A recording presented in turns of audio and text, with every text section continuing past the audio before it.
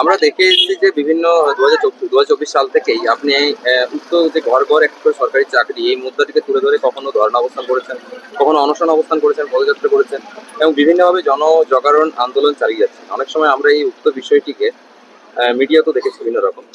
জনগণ বলছেন যথেষ্ট হয়েছে জনজাগরণ, এবার নির্বাচনে দাঁড়ান। নির্বাচনে দাঁড়ালে অতি সহজেই সরকারি দৃষ্টি আকর্ষণ করতে পারবেন। তো তা জিতে এসে আপনি কোনো বিষয় সম্পর্কে যেটা আপনি চাইছেন সেটা লাগু করতে পারবেন। জনগণ আপনার মতো আদর্শবাদী, নিঃস্বার্থ, ত্যাগী এবং তথা স্বচ্ছ ছবির সমাজকর্মীকে প্রার্থী রূপে পাওয়ার জন্য ঈশ্বরের কাছে প্রার্থনা করছেন। এই বিষয়ে আপনি জনগণকে কি জবাব দিতে চান?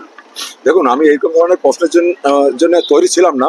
তবে যখন আপনি জিজ্ঞেস করেন তখন বলি কি, এটা একটা রাষ্ট্রীয় মুদ্রা, ধৈর্যের প্রয়োজন।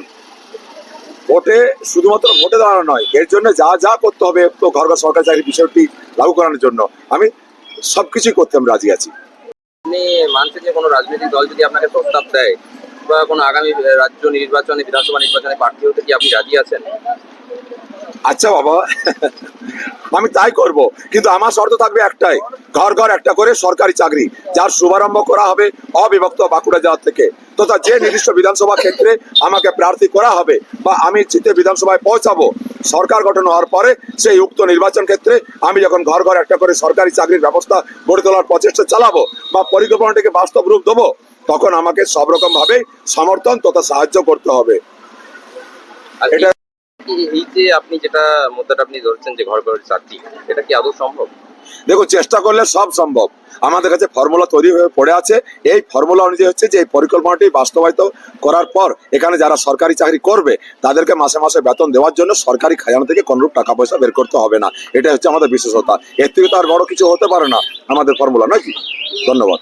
আমার শর্ত, আমি সামাজিক কার্যকর্তা আপনাদের আদরণীয় অশ্বিনী কুমার সিংহ। এই যে আপনি যেটা চাইছেন যে ঘর ঘর চাকরি, এটা কি আদৌ সম্ভব?